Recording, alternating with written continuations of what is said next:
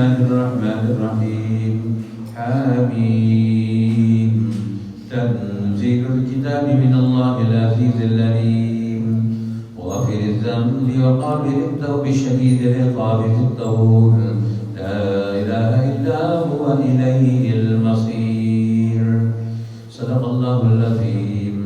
محترم حاضرین، عزیز بزرگوں اور بھائیوں، آج جو حصہ ہم نے نماز تراویح میں رمضان المبارک کی 17ویں رات میں سنا ہے وہ سورہ مومن، سورہ حامیم سجدہ، سورہ شورا، سورہ زخرف، سورہ دخان، سورہ جاسیہ.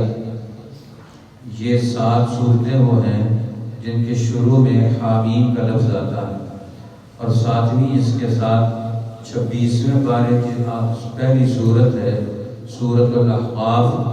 یہ حوامیم 7 ہیں، 7 حوامیم ان کو کہا جاتا ہے. اور عبداللہ بن مسعود رضی اللہ تعالی عنہ بیان کرتے تھے ہر چیز کا ایک لب خلاصہ ہے. فرمایا ان لکل شیء لبا ولب القرآن الحوامیم، اور فرمایا قرآن کا لب خلاصہ مغز جو ہے وہ یہ 7 صورتیں ہیں حوامیم 7. ایک اور جگہ وہ فرماتے ہیں ہر چیز کا ایک دیباج ہے، زیب و زینت اور خوبصورتی ہے. قرآن کا دیباج اور اس کی زینت اور اس کی خوبصورتی وہ حوامیم 7 ہے. اسی لیے امام انقلاب حضرت مولانا عبید اللہ سندھی رحمۃ اللہ تعالی علیہ ان صورتوں کے بارے میں ہمیں توجہ دلاتے ہیں کہ یہ جو حوامیم 7 ہیں اللہ جل شانہ نے چونکہ یہ مکہ مکرمہ میں نازل اور ان صورتوں میں بنیادی طور پر ایک نظریہ سازی، جماعت سازی اور قوموں کے عروج و زوال کے اصول اور اسباب کہ گزشتہ قوموں پر تباہیاں کیوں آئیں، ان کے بنیادی خرابیاں کیا رونما ہوئیں، ان کے اندر کون سے فاسد اعمال تھے، ان کے اندر کون سی عقلی خرابیاں تھیں، کون سی ان کے اندر عقائد اور ایمان کی خرابیاں تھیں، کون سی ان کے اندر سیاسی اور معاشی خرابیاں تھیں جن کی وجہ سے وہ تباہ و برباد ہوئے.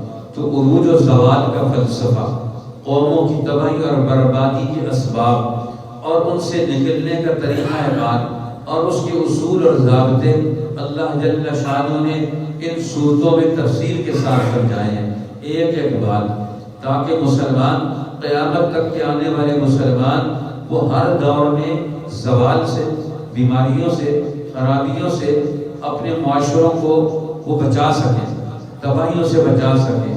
قومی اور اجتماعی سطح پر جو تباہی اور بربادیاں آتی ہیں وہ کیوں آتی ہیں، اس پر ہمیں قرآن حکیم غور کرنے کی دعوت دیتا ہے. اس لیے پہلی سورت سورۃ المومن ہے.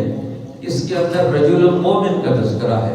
فرعون کے دور میں ایک رجل مومن تھا جس نے موسیٰ علیہ السلام کا نظریہ قبول کر لیا، اور وہ تھا فرعون کے خاندان سے، اور موسیٰ علیہ السلام کے ذہن اور نظریے کو قبول کر لیا، ایمان لے آیا. اور وہ چھپا ہوا تھا، اندر بیٹھا ہوا تھا. جب انہوں نے موسیٰ علیہ السلام کے خلاف، بنی اسرائیل کی مظلوم قوموں کے خلاف جب وہ بات کرتے کہ ان کو کیسے جکڑا جائے، کیسے ان کو تباہ کیا جائے، اور موسیٰ علیہ السلام کے خلاف جب آواز اٹھاتے ہیں، قانون سازی کرتے ہیں، تو وہ وہاں کھڑا ہو کر خطاب کرتا ہے، انہیں بیان دیتا ہے، توجہ دلاتا ہے. جو جس کے اندر نظریہ حق آ جاتا ہے تو وہ پھر خاموش نہیں بیٹھتا، وہ اپنے دور کے ظالموں کو چیلنج کرتا ہے. جس کے اندر کلمہ آ جائے، جس کے اندر دین کا بنیادی نظریہ آ جائے، تو پہلی یہ سورت دین کے نظریے کو بیان کرتی ہے کہ دین کا اصل نظریہ کیا ہے، دین کی اصل مقاصد کیا ہے، ایمانیات کس چیز کا نام ہے. جب ہم کلمہ حق، کلمہ توحید قبول کر لیتے ہیں تو اس کے ذریعے سے ہمارے اندر کیا چینجز آتی ہیں، کیا تبدیلیاں رونما ہوتی ہیں ہمارے ذہن میں، ہمارے عقل میں. اس لیے فرمایا حامیم تنزیل الکتاب، یہ کتاب اتاری ہوئی ہے اللہ کی طرف سے. کون؟ اللہ. من اللہ العزیز العلیم، جو زبردست ہے، غالب ہے، اور العلیم وہ علم والا ہے. اس کا علم وہ غالب بھی ہے اور وہ اپنے علم کی طاقت اور زور سے اس نے غلبہ حاصل کیا ہے۔ اس لیے اللہ کا غلبہ، وہ اس کا علم بھی کامل ہے، اس کا غلبہ بھی کامل ہے۔ غافر الذنب، اب وہ غالب ہو کر علیم جاننے والے ہونے کے باوجود وہ کرتا کیا ہے؟ غافر الذنب، گناہوں کو معاف کرنے والا، قابل التوب، توبہ کو قبول کرنے والا ہے، شدید العقاب، سخت عذاب دینے والا ہے، ذی الطول، بڑی طاقتوں کا مالک ہے، لا الہ الا ہو، اس کے سوا کوئی الہ نہیں، کوئی معبود نہیں، الیہ المصیر، اسی کی طرف سب نے لوٹ کر جانا ہے۔ ما یجادل فی آیات اللہ الا الذین کفروا، جو آپ آیات پروگرام لے کر آئے ہیں انسانی ہدایت اور ترقی کا، اس کا انکار کون کرتے ہیں؟ فرمایا وہی لوگ جو کافر ظالم، اس کے مقابلے میں تو قرآن کہتا ہے کہ آپ انہیں چیلنج کریں، پچھلی تاریخ تمہارے سامنے ہے، جنہوں نے بھی نظریہ حق کا انکار کیا وہ کہاں گئے؟ لا یغررک تقلبهم فی البلاد، آج ان کا چلنا پھرنا، ان کی طاقت، ان کی وسعت، ان کا مال، یہ ساری چیزیں آپ کو دھوکے میں نہ ڈالیں۔ کذبت قبلہم قوم نوح، اس سے پہلے جنہوں نے جھٹلایا تھا وہ آج کہاں ہیں؟ وہ عذاب میں مبتلا ہو گئے۔ پھر اللہ تعالیٰ نے فرمایا دیکھو ایک جماعت اللہ کی نیچے ہے جو حق اور سچی بات کو، اللہ کی رائے کو قبول کرتی ہے، اور ایک آسمانوں پر بھی ہے، الذین یحملون العرش، جنہوں نے عرش کو اٹھایا ہے، ومن حولہ، اور عرش کے ارد گرد جو قوتیں ہیں، حاملین عرش، قرآن میں دوسری جگہ فرمایا اللہ کے عرش کو 8 فرشتوں نے اٹھایا ہوا ہے، اور 4 فرشتے وہ تسبیح اور کرتے ہیں، اور دوسرے 4 دوسری تسبیح کرتے ہیں۔ ایک 4 فرشتے یہ تسبیح کرتے ہیں اللہ تو کتنی عظمتوں کا مالک ہے، تو جاننے کے باوجود، قدرت رکھنے کے باوجود تو پکڑتا نہیں ہے۔ دوسرے 4 فرشتے وہ کہتے ہیں، ہر وقت یہ تسبیح کرتے رہتے ہیں کہ اے اللہ تو طاقتوں کے باوجود تو ان کو معاف کر دیتا ہے، لوگوں کو سزا نہیں دیتا، ہر وقت اللہ کی طاقت کا اظہار کر کے اس کی مغفرت اور اس کی بخشش کا استحقاق طلب کرتے رہتے ہیں۔ ہر وقت 4 فرشتے اللہ کی اور ثنا بیان کرتے ہیں، دوسرے 4 دوسری ثنا بیان کرتے ہیں، جس سے اللہ کا غصہ نہ آئے۔ کیوں؟ انسانوں کے اعمال یہ اوپر عرش اعظم تک پہنچتے ہیں، ملائے اعلیٰ میں پہنچتے ہیں، وہاں جا کر انسانوں کے ان سارے برے اچھے اعمال کا وہ فیصلہ ہوتا ہے۔ اس لیے قرآن حکیم سمجھاتا ہے ہمیں، الذین یحملون العرش ومن حولہ یسبحون بحمد ربہم ویستغفرون للذین آمنوا۔ اب اوپر ملائے اعلیٰ میں جو جماعتیں ہیں، نیچے جو قرآن کو لے کر، دین کو لے کر، حق بات کو لے کر کھڑے ہوتے ہیں، وہاں اس کے لیے اللہ کے عرش کے قریب وہ دعائیں مانگتے ہیں، ان کے لیے استغفار کرتے ہیں، للذین آمنوا، ان کے لیے دعا مانگتے ہیں، کیا؟ ربنا وسعت کل شیء علما فاغفر للذین تابوا واتبعوا سبیلک، اللہ جو ان سے گناہ ہو جائے، غلطی ہو جائے، جو تیرے نظریے کو قبول کر چکے ہیں تو انہیں معاف کرتا رہے، اور ان کو جہنم کے عذاب سے، دنیا کے عذابوں سے، آخرت کے عذاب سے انہیں بچا دے، چوں کہ تو ہی غالب حکمتوں والا ہے، تو انہیں عذاب سے بچا دے۔ اب اللہ تعالیٰ نے یہ ان کی ڈیوٹیاں لگائی، اسی لیے پھر قرآن نے وہ رجل مومن کا تذکرہ کیا کہ وہ مومن، رجل مؤمن من آل فرعون یکتم ایمانہ، جس نے اپنا ایمان چھپایا ہوا تھا لیکن فرعون کے دربار میں وہ گفتگو کرتا ہے۔ انسان کی قیمت اس کے نظریے کی بنیاد پر، اس کا نظریہ کتنا بلند ہے، اس کا نصب العین کتنا بلند ہے، وہ رجل مومن ایمان کو چھپایا ہوا ہے۔ فرعونی کہتے ہیں کہ موسیٰ کو قتل کر دو، یہ ہمارے مقابلے میں لوگوں کو کھڑا کرتا ہے، یہ ہمارے نظام کے خلاف بات کرتا ہے۔ وہ کہتا کھڑے ہو کر تقتلون رجلا ان یقول ربی اللہ، اس آدمی کو قتل کرتے ہو جو یہ نظریہ رکھتا ہے کہ میرا رب اللہ ہے، حالانکہ تمہارے پاس بینات آ گئے۔ کسی قوم پر عذاب اس وقت آتا ہے جب وہ واضح دو ٹوک نظریہ آ جانے کے بعد اسے قبول نہیں کرتے تو پھر ان پر عذاب آتا ہے۔ اس لیے اللہ جل شانہ نے یہ نظریہ حق بیان کرنے والی شخصیت کو قیامت تک کے لیے امر کر دیا۔ اسی لیے حدیث پاک میں آتا ہے کہ مکہ میں جب رسول اللہ کھڑے ہوئے دین حق سمجھانے کے لیے تو تو مکہ کے سرداروں کو غصہ آتا تھا، یہ ہمارے نظام کی خرابیاں، یہ ہمارا ظلم اور تکبر، یہ ہمارے نوجوانوں پر واضح کر کے ہماری کمزوریاں آشکارا کرتے ہیں محمد الرسول اللہ۔ تو ایک دن سارے سرداروں نے اکٹھے ہو کر ایکا کر لیا اور رسول اللہ پر حملہ آور ہو گئے۔ کوئی آدمی بھی چھڑانے والا نہیں۔ صحابہ کرام حضرت علی سے کسی نے پوچھا کہ آپ علی ہیں، شیر خدا ہیں، آپ بتائیں کہ سب سے بڑا بہادر کون تھا آپ لوگوں میں، صحابہ میں؟ فرمایا میں تو بتاتا ہوں، من اشجع الناس، سب سے بہادر کون؟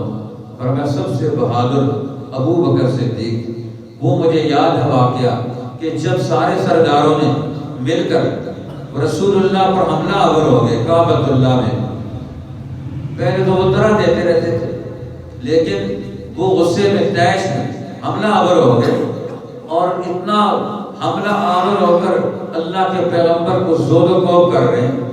تو اب سب لوگوں کو پتہ ہے جتنے مسلمان ہو گئے، لیکن کسی میں اتنی جرأت اور ہمت نہیں وہ آ کر رسول اللہ کو چھڑا سکے۔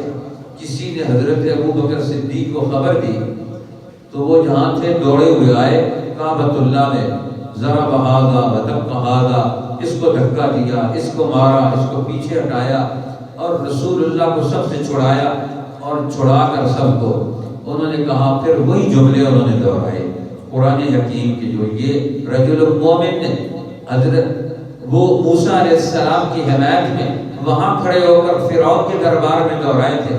تو حضرت ابو بکر صدیق نے بھی یہی جملے دہرائے، اتقتلون رجلا ان یقول ربی اللہ، کیا محمد الرسول اللہ کو تم اس لیے قتل کرتے ہو یہ تمہاری خدائی کو نہیں مانتے؟ وہ کہتا ہے میرا رب اللہ ہے۔ تمہارے پاس کیا دلیل ہے؟ دلیل سے بات کرو۔ تمہارے پاس دلیل نہیں ہے، مارنا شروع کر دیا۔ عقل سے گفتگو کرو۔ پہلا درجہ نظریے کو قبول کرنے کا ہوتا ہے، نظریے کو سمجھانے کا ہوتا ہے۔ ہم کیا چاہتے ہیں، ہم یہ دین کیوں مانتے ہیں، اس کی وجہ کیا ہے، ہم تمہارے نظام کو کیوں نہیں مانتے، اس میں کمزوریاں ہیں، خرابیاں ہیں، یہ تمہیں بھی تباہ کرے گا، ہمیں بھی تباہ کرے گا، تمہاری نسلوں کو بھی برباد کرے گا۔ یہ غلط نظام، کیونکہ یہ کفر پر مبنی ہے، یہ شرک پر مبنی ہے، یہ ظلم کی بنیاد پر ہے۔ اس لیے کفر اور شرک اور ظلم جس کی بنیاد میں ہو وہ ضرور تباہ برباد ہوتے ہیں۔ اس لیے یہ رجل مومن کا پورا خطاب قرآن نے یہ 2 رکوع کے اندر بیان کیا۔ فرعون کے دربار میں وہ چیلنج کرتا ہے، گفتگو کرتا ہے، اس کو سمجھاتا ہے کہ تم کیا کر رہے ہو، یہ تمہیں کیا کہتا ہے، میں تمہیں کیا کہتا ہوں کہ تم اپنا تم محاسبہ کرو، تم اپنے قانون کا جائزہ لو کہ آج کے قوم کے مسئلے حل کرتا ہے، پریشانیاں پیدا کرے۔ یا قوم انما هذه الحیات الدنیا متاع وان الاخرۃ ہی دار القرار، وہ ساری چیزیں دنیا سمجھاتا ہے، آخرت سمجھاتا ہے، فرعونی نظام سمجھاتا ہے، اس کی خرابیاں بیان کرتا ہے اور جہنم تک پہنچنے والے اعمال اسباب ان کو بیان کرتا ہے۔ یا قوم ما لی یدعوکم من النجات وتدعوننی الی النار، قوم تمہارا کیا حال ہے، ہم تمہیں نجات کی طرف بلاتے ہیں، خوشحالی کی طرف بلاتے ہیں، تمہیں خوشیوں کی طرف دعوت دیتے ہیں، ہمارا نظریہ، اور تم ہمیں کفر کی طرف بلاتے ہو، جہنم کی طرف بلاتے ہو، تم تباہیوں کا ہمیں سبق پیغام سنانا چاہتے ہو۔ تو قرآن نے یہ واضح کر دیا، پھر اصول سمجھایا کہ دنیا میں تمہیں خوف میں مبتلا نہیں ہونا چاہیے۔ انا لننصر رسلنا والذین آمنوا فی الحیات الدنیا ویوم یقوم الاشہاد۔ اللہ فرماتے ہیں ہم نے یہ لکھ دیا ہے، طے کر دیا ہے کہ ہم ضرور مدد کریں گے، کس کی؟ اپنے رسولوں کی۔ انا لننصر رسلنا والذین آمنوا فی الحیات الدنیا، اپنے رسولوں کی اور رسولوں کے نظریے پر چلنے والی جو جماعت بھی ہوگی، جو فرد ہوگا دنیا میں، اور قیامت کے دن بھی ان کو مدد دیں گے، دنیا میں بھی ہم اس کو مدد دیں گے۔ اللہ کی مدد، کائنات کی مدد وہ حق جماعت کے ساتھ ہے، اور حق جماعت کا سب سے پہلا پہچان، ہمارے فرق اس کی پہچان کیا ہے؟ ان کا نظریہ ان کا کیا ہے، سوچ کیا ہے، بنیادی نصب العین کیا ہے، کہ اللہ کا قانون نافذ کرنا چاہتے ہیں یا شیطانوں کا قانون نافذ کرنا چاہتے ہیں؟ اللہ پر ایمان لا کر وہ اللہ کے حکم کو ماننا چاہتے ہیں یا کسی اور کی طرف جانا چاہتے ہیں؟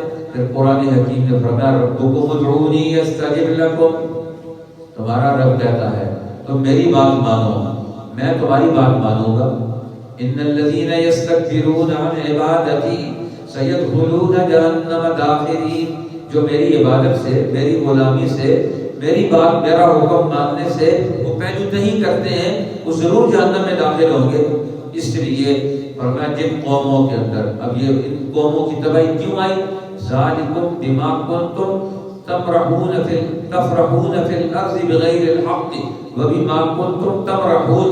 فرمایا تمہارے اندر دو مرض پیدا ہو گئے، ایک فرح اور ایک مرح۔ تفرحون ذالکم بما کنتم تفرحون، تم کیا کرتے ہو؟ تم ناجائز ذاتی خوشیوں کا نظام بناتے ہو، اپنے عیش و عشرت کا نظام بناتے ہو۔ ہر طبقہ، بڑا طبقہ، حکمران لوگ وہ کہتے ہیں کہ ہماری خوشیوں میں خلل نہ پڑے، قوم تباہ ہو جائے، انسانیت تباہ ہو جائے، شہر تباہ ہو جائے، ان کی کوئی پرواہ نہیں۔ اور وہ کیا کرتے ہیں؟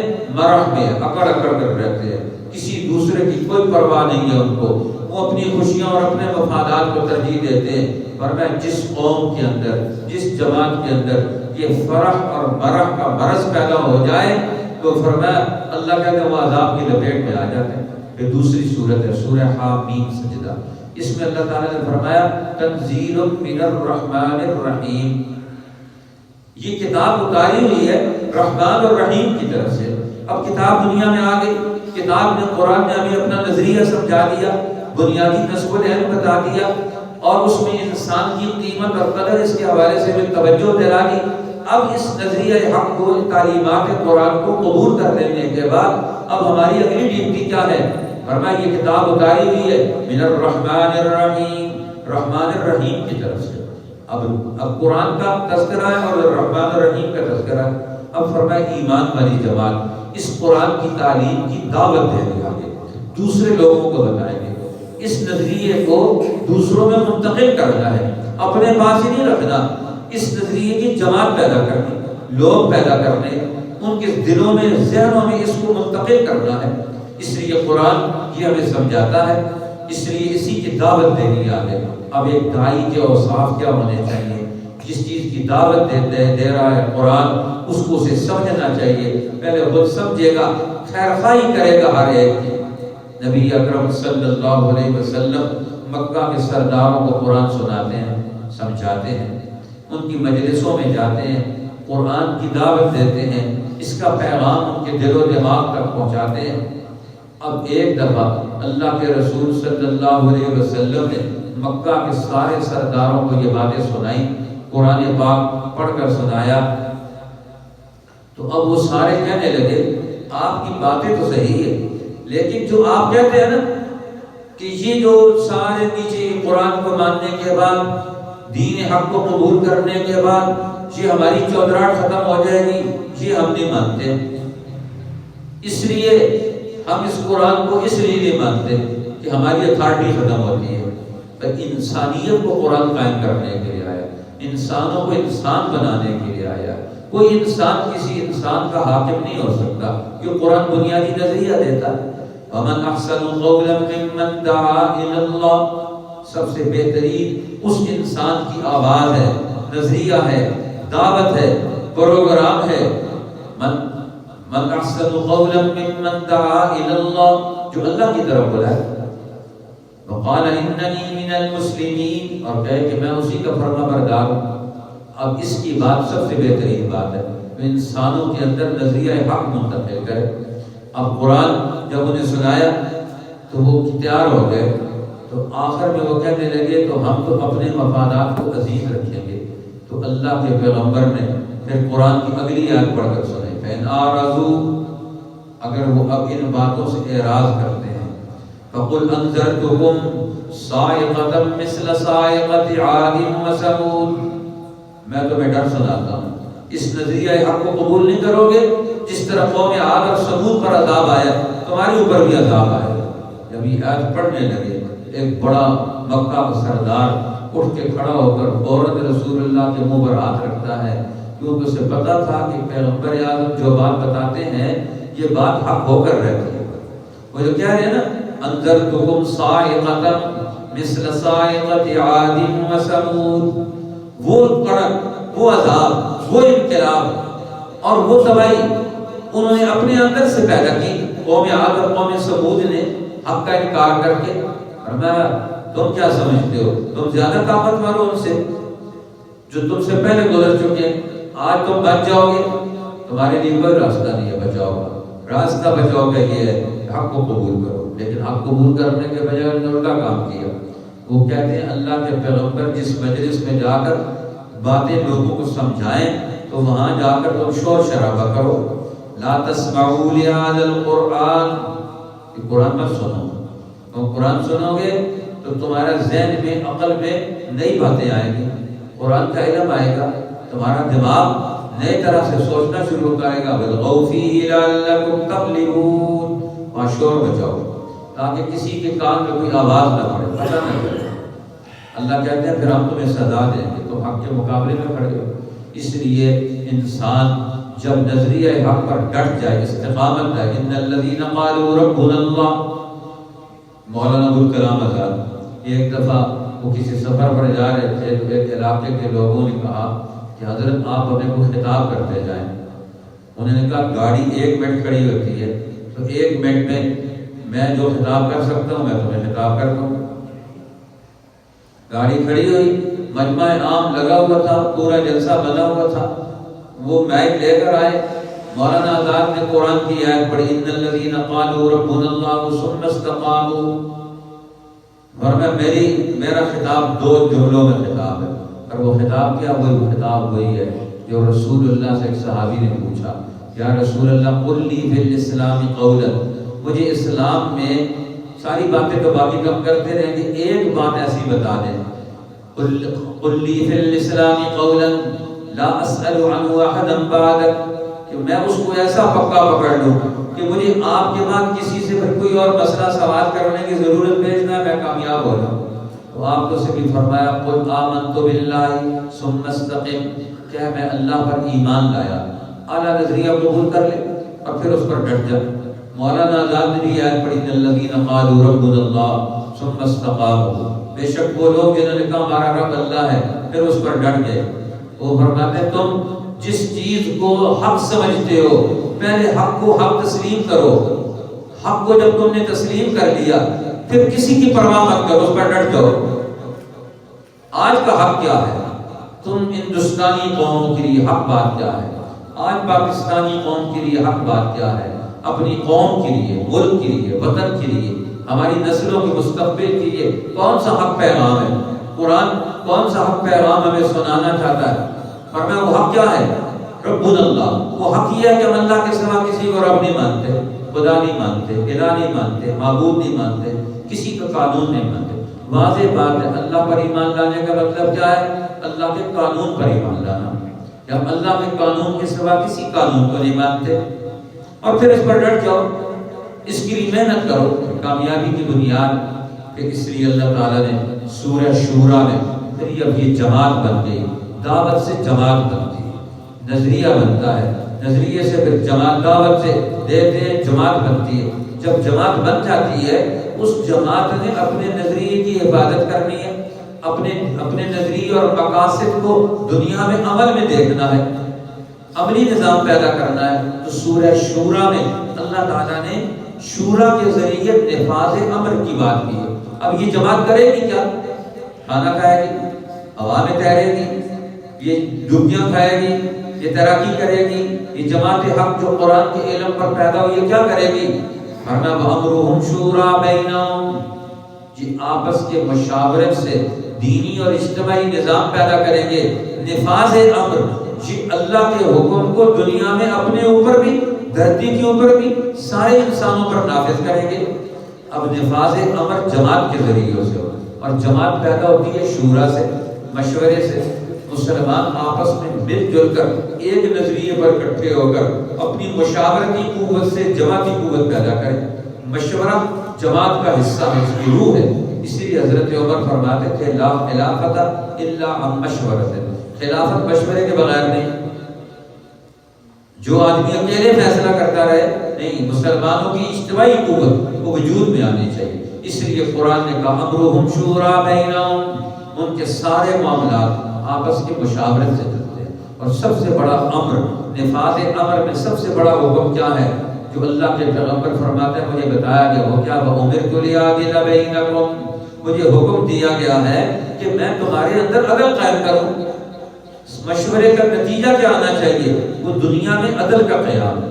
شیطانوں کا مشورہ بھی ہوتا ہے، قرآن کا وہ والا مشورہ مراد نہیں ہے، وہ مشورہ مراد ہے جس کے نتیجے میں انسان ترقی کرے، انسانوں کو عزت ملے۔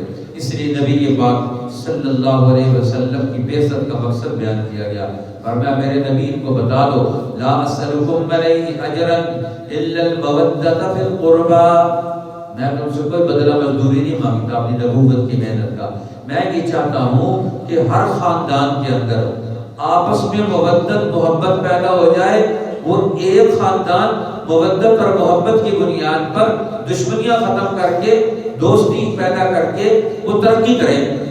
اب خاندان ترقی کیوں نہیں کرتا؟ آپس میں لڑ رہے ہیں اور پیسہ خرچ کر رہے ہیں، عدالتوں میں مار رہے ہیں ایک دوسرے کو، پھر پیسہ خرچ کرتے ہیں، اسپتالوں میں مار رہے ہیں ایک دوسرے کو، پھر پیسہ خرچ کرتے ہیں تھانوں پر۔ اب سارے خاندان والے، ادھر والے بھی ادھر والے بھی، دونوں اپنا اپنا پیسہ کمانے کے بعد باہر خرچ کر رہے ہیں۔ بھائی تم اتنی عقل کیوں نہیں پیدا کرتے ہو کہ اپنے مسئلے لڑائیاں جھگڑے آپس میں نمٹاؤ مشورے کی بنیاد پر؟ کوئی پیدا اختلاف پیدا ہو، کوئی جھگڑا پیدا ہو تو آپس میں مل بیٹھ جاؤ، اپنے مشورہ کرو بڑے لوگ اور اس مسئلے کا حل نکالو کہ کیوں جھگڑا پیدا ہوا۔ اب صحابہ کرام میں کیا چیز پیدا ہو گئی؟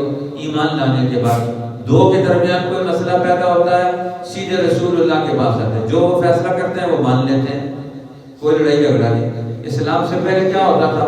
خاندان قبیلے آپس میں لڑ رہے ہیں، جھگڑ رہے ہیں، ایک مسئلہ ہے، ایک چیز ہے، اس پر جھگڑتے ہیں، لڑتے ہیں، ایک مارا جاتا ہے ادھر سے، 10 مارے جاتے ہیں ادھر سے، پھر 20 مارے جاتے ہیں ادھر سے، پھر لڑائیاں کرتے ہیں، پیسے خرچ ہوتے ہیں۔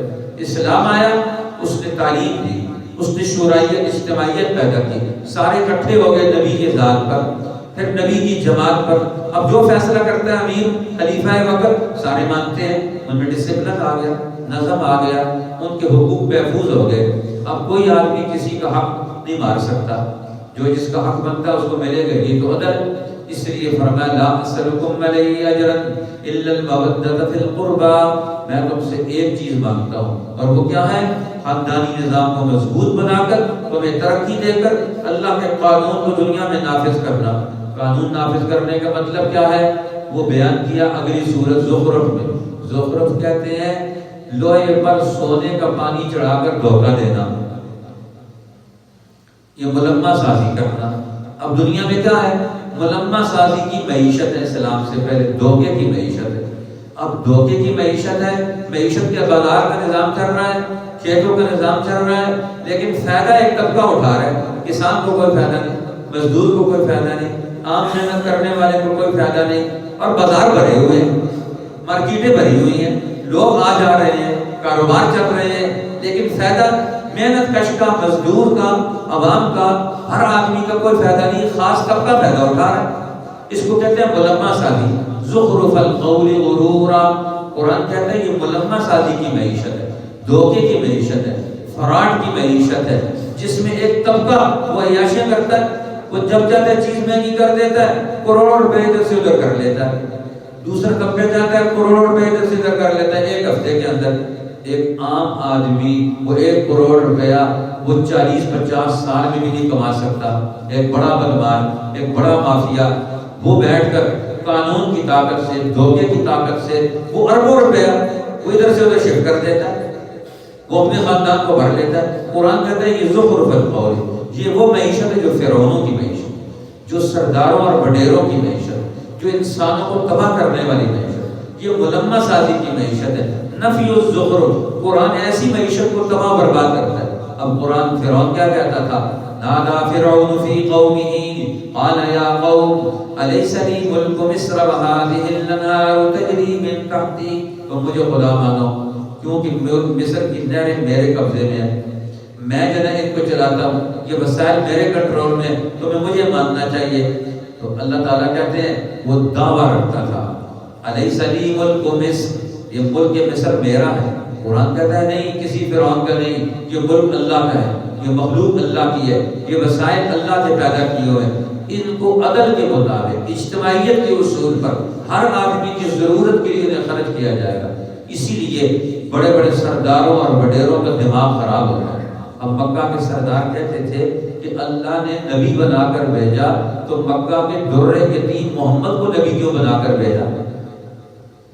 اللہ تعالیٰ کو اور کوئی نہیں ملا تھا نبی بنانے کے لیے، قرآن اتارنے کے لیے، انسانوں کو ہدایت دینی ہے، ترقی دینی ہے، غلبہ دینا ہے، تو اللہ تعالیٰ سرداروں کو منتخب کرتا ہے جن کے پاس پیسے ہیں۔ لولا نزل هذا القرآن على رجل من القريتين عظيم، یہ قرآن طائف اور مکہ کے سرداروں، وڈیروں پر، مالداروں پر کیوں نہیں نازل ہوا؟ قرآن کہتے ہیں تمہارا معیار غلط ہے، اللہ کا معیار اور ہے، جس کے اندر انسانیت، جس کے اندر استعداد، جو مسئلے حل کر سکتا ہے، قرآن تو اسی پر نازل ہوگا، اس لیے برکت ہے اس قرآن میں۔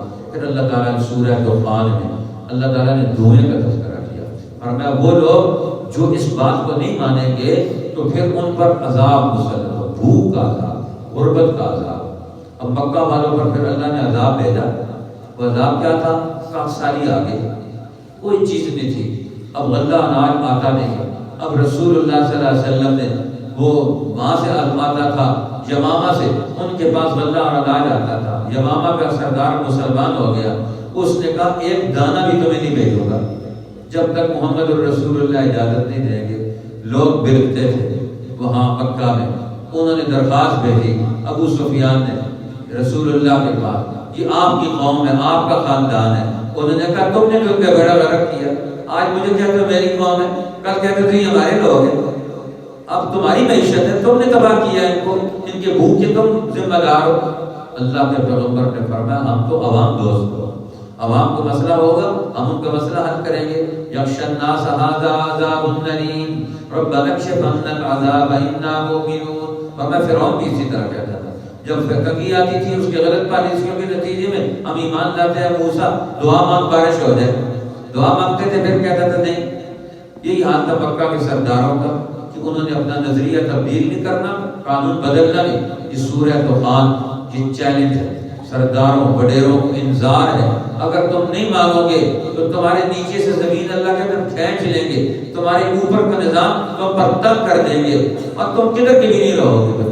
اس لیے بچنا چاہتے ہو تو تمہارے لیے ایک ہی راستہ ہے۔ دیکھو فرعون تباہ ہو گیا، اپنے مال و دولت چھوڑ کے چلا گیا، تمہیں بھی اسی طرح تباہی کی دانوں میں تم نے پہنچنا۔ اسی لیے حدیث سے پاک میں آتا ہے جو مسلمان جمعے کے دن رات کو اور جمعے کے دن کو یہ سورت پڑھ لیتا ہے، کہ روزانہ رات کو یہ سورت پڑھ لیتا ہے 2 رکعت میں، یا ویسے پڑھ لے تو 70,000 فرشتے اس کے لیے دعائیں مغفرت کرتے ہیں۔ اگلی سورت سورت الجاسیہ، جاسیہ کا مطلب ہوتا ہے گھٹنوں کے بل گر جانا، اور میں اب ترا کل امت جاسیہ، ہر امت گری ہوئی ہوگی گھٹنوں کے بل، اب ان کی طاقتیں ختم ہو رہی ہیں، یہ ختم ہونے والے ہیں، سارے باپ کو کھڑے نظر آ رہے ہیں نا۔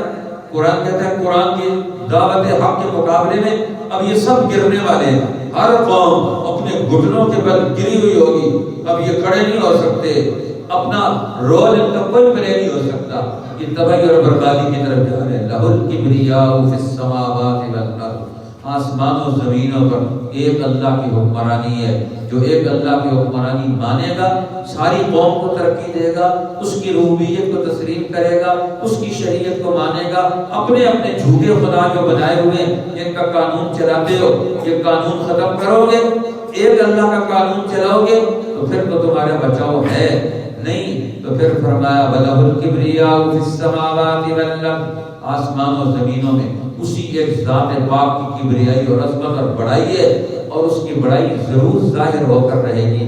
اللہ تعالیٰ ہمیں دین حق کی سمجھ اور برکت نصیب فرما دے۔ اللہ ہمارے ہاتھ پر